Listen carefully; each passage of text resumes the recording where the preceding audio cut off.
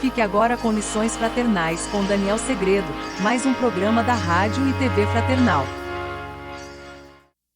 Olá, amigos e amigas da Rádio e TV Fraternal, muito bem-vindos a mais um capítulo do Lições Fraternais. E aqui, chegando já, fazendo aquele pedido para que você dê uma passeada lá no site da Rádio e TV Fraternal, né, que é www.fraternal.net.br, vai aparecer aí no seu vídeo depois.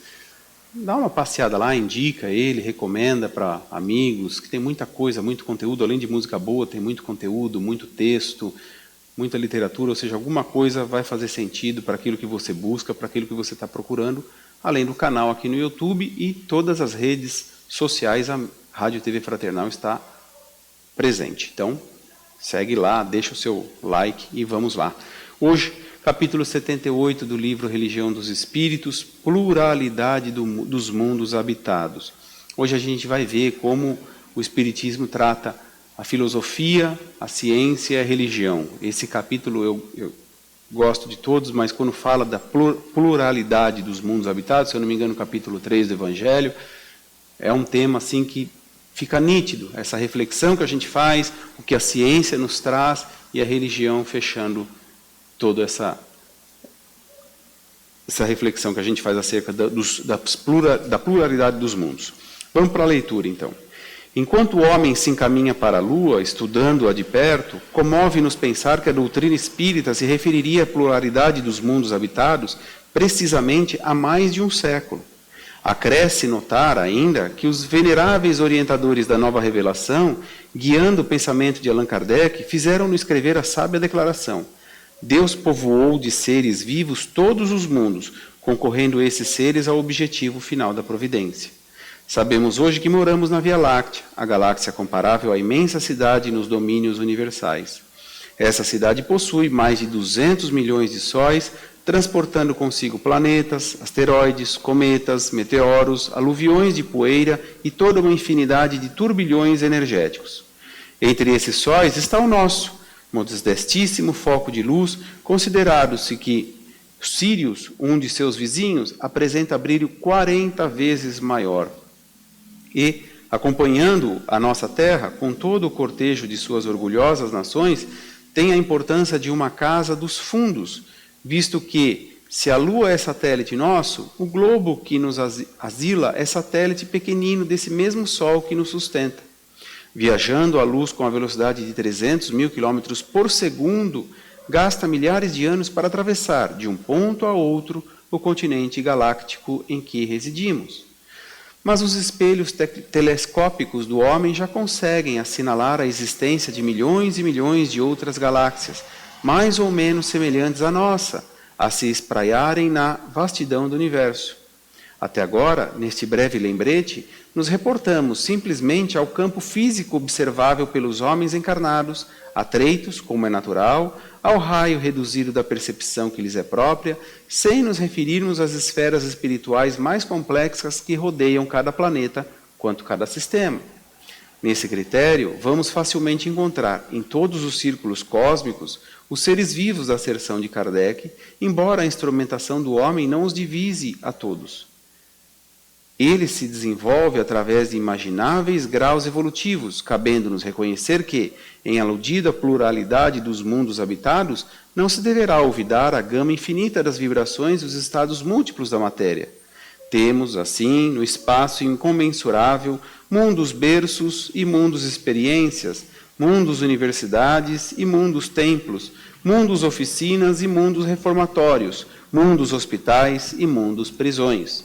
Saudamos, pois, o advento da nova era, em que o homem físico, valendo-se principalmente do rádio e do radar, do foguete e do cérebro eletrônico, pode incursionar além da Lua, auscultando em regime de limitação.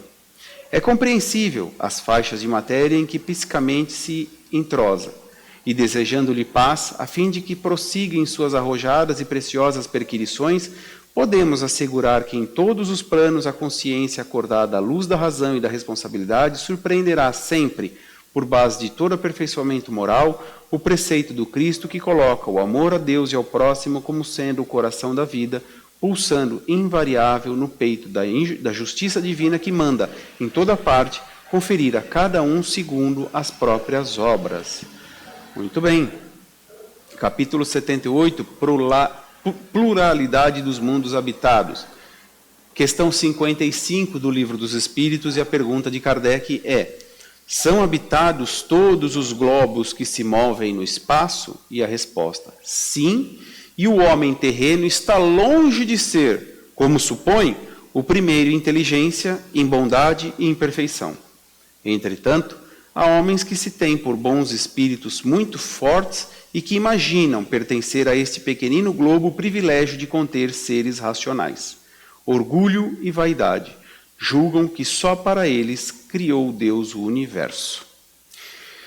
Veja só, meus amigos, pluralidade dos mundos habitados. Esse texto foi psicografado, é bom a gente situar no tempo. Esse texto aqui foi psicografado em 1959, mais precisamente na data de 6 de novembro de 1959.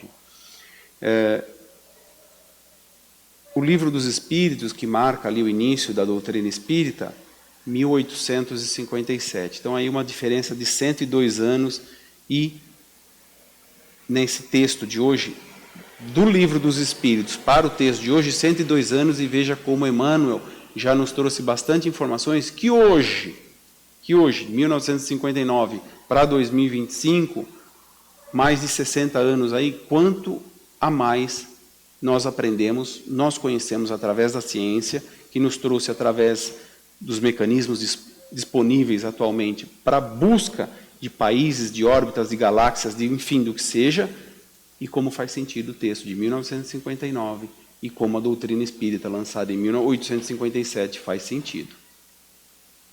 Vai vendo. Como muitas coisas nos foram reveladas, mas como disse Jesus, muitas outras coisas também não seriam nos reveladas. Por quê? Pensa comigo. Vamos começar, como se diz, pelo começo. Você acredita que quando a gente olha e estuda a ciência e vê a nossa galáxia, como ele disse, a Via Láctea, e vários outros planetinhas, assim como o planeta Terra, vários outros, se eu não me engano, com o planeta Terra são 9. Teria Deus criado tudo isso e somente na Terra colocado vida, somente na Terra ter colocado vegetais, somente na Terra ter colocado os animais, somente na Terra ter dotado, além de ter colocado a vida humana, dotada de inteligência? Será? Será que ele teria deixado todos os outros planetas lá por mera ornamentação? A troco do quê? Para que servem então os outros planetas lá? Qual o sentido deles estarem lá? Não adianta falar assim porque Deus quer. Tudo bem que muita coisa não nos é revelada e a ciência busca esse tipo de resposta, mas a mesma ciência que a gente estuda aqui também confirma que existe a vida de micro-organismo nesses outros planetas. E aí aqui Deus está falando conosco de assim, de mostrar que como somos, no texto existem vários pontos que nós lemos a palavra pequenino, e como nós, muitas das vezes, por compreender a nossa inteligência, vislumbrar essa inteligência, nos colocamos acima de tudo, achando o quê? Que só nós somos inteligentes.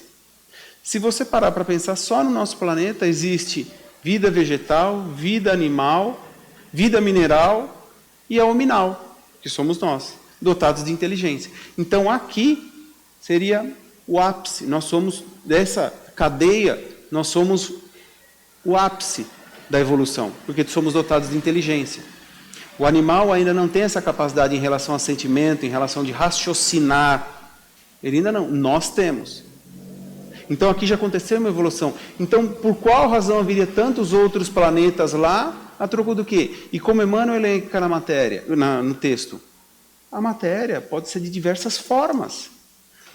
A forma ser humano, talvez, é só no planeta Terra. Mas nos outros planetas, outros tipos de matérias que compõem vida lá. Aqui nós necessitamos de água, mas talvez num outro planeta não. O tipo de matéria lá existente, de vida existente, não se faz necessária a presença da água. Da mesma forma que aqui no nosso planeta Terra, é tudo muito bem dimensionado. Para quê? Para que esses tipos de vidas, vidas minerais, vidas vegetais, vidas animais, vidas hominais, prosperem. Ou seja, a pressão atmosférica aqui é suportada pelo nosso corpo. Comparação. Recentemente vi num livro de ciência falando que a pressão atmosférica de Marte é muito elevada em relação à Terra. Não suportaríamos lá. Está vendo como vai fazendo sentido? E isso é ciência. E os nossos porquês, como fiz a reflexão agora há pouco. Por que Deus teria colocado os outros planetas lá? Ornamentação, só para deixar bonitinho? Tudo tem um propósito. A gente sabe da inteligência divina, a gente vislumbra, porque a nossa é inferior em relação à dele. Quem de nós teria a capacidade de bolar tudo isso? Quem de nós teria a capacidade de montar um corpo humano, sabendo a necessidade de cada órgão, de cada função, de cada necessidade que haveria nesse corpo? Quem de nós teria essa capacidade? Hoje, tendo como referência, fica fácil. Mas e partir do zero fazer um corpo humano? Quem de nós teria uma inteligência nesse sentido? Então veja que nós estamos falando de algo que nós não podemos mensurar. Nós não temos capacidade de interpretar isso. Estamos começando. Repito, por isso Jesus nos disse que muitas coisas não seriam reveladas no momento. Por quê? Não comportamos, não dispomos dessa compatibilidade de inteligência. E mais, só nós somos inteligentes. Deus criaria a única espécie de vida, só a vida humana.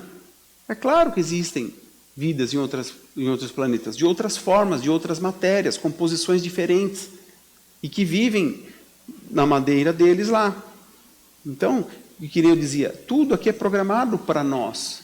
A velocidade que a Terra gira, a rotação, a translação, tudo isso é calculado, foi calculado por Deus. Por quê? Se a Terra girar mais ou menos, catástrofes podem acontecer. Olha como é macro, como é muito grande para se pensar, não é? E aí, para que tantos esses planetas? Pela questão da evolução. Por isso a gente aprende também no Livro dos Espíritos, lá por volta da questão 100, os espíritos, a evolução dos espíritos, os espíritos imperfeitos, os puros, e tem aquela escalinha que Allan Kardec deixou bem nítido ali, e também a evolução dos mundos. Então, conforme você vai evoluindo, você vai para mundos mais felizes, mundos mais evoluídos. Por quê? Porque a caridade, a bondade já vai fazendo parte de mim, de você. E aí nós vamos evoluindo em planeta. Hoje tanto se fala a evolução do planeta Terra, que está indo para o mundo de provas, saindo do mundo de provas e expiações e indo para a regeneração. Vai levar tempo, não é do dia para a noite que isso acontece. Tem gente que está achando que vai ser um dia para a noite. Não vai ser, vai levar muito tempo. Porque aí vai fazer sentido também aquela parábola do joio e do trigo, onde serão separados aqueles que não querem evoluir e aqueles que estão dispostos a evoluir e seguir adiante. Por isso acontece aquilo que nós falamos de degradação, aqueles espíritos que são mandados para planetas menos evoluídos em relação ao espírito. Ué, mas pode regredir? Veja, o espírito não está regredindo, ele está indo para um planeta inferior à sua evolução. Para quê? Para que ele reaprenda, porque as atitudes dele estão sendo atitude de um planeta primitivo. Então ele volta para lá, para recapitular aquilo que ele já sabe, mas num mais evoluído ele está aplicando tudo errado. Olha só quanta coisa a gente discutiu aqui, tem muito mais para falar, mas aí eu deixo para você fazer sua reflexão também. E aí? Pluralidade dos mundos. Então, nós vamos evoluindo e compatibilizando-nos com os planetas conforme a nossa evolução. Eu vou ficando por aqui, faça sua reflexão, a semana que vem a gente está aqui de novo. Até lá, tchau!